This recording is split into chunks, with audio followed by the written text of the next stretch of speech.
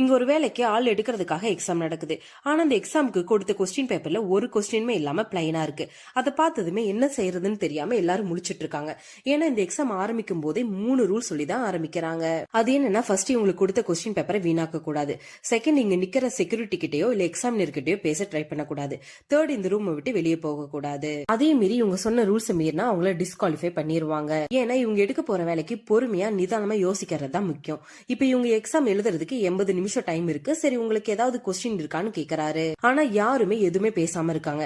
ஏன்னா இவரு கூட பேச ட்ரை பண்ண கூடாதுன்னு செகண்ட் ரூல்ஸ் இருக்கு. அதனால கொஸ்டின் பேப்பர்ல எந்த ஒரு கொஸ்டினுமே இல்ல ஏன்னு கூட கேட்க முடியாம அமைதியா இருக்காங்க.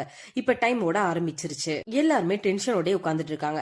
அப்பதான் ஒருத்தர் மட்டும் தைரியமா பக்கத்துல இருக்கவரு கூட பேசுறாரு. ஏன்னா கூட இருக்கவங்க கூட பேசக்கூடாதுன்னு ரூல்ஸ் இல்ல. சோ அவங்க சொன்ன ரூல்ஸ் தவிர எதை வேணாலும் செஞ்சு இந்த எக்ஸாம்ல பாஸ் பண்ணலாம்னு தெரிஞ்சுக்கிறாங்க. அதுக்காக ஒவ்வொருத்தரும் அந்த கொஸ்டின் பேப்பர்ல என்ன கொஸ்டின் எழுதிருக்குன்னு கண்டுபிடிக்கிறதுக்காக ஒவ்வொரு ஐடியாவும் கொடுக்கறாங்க.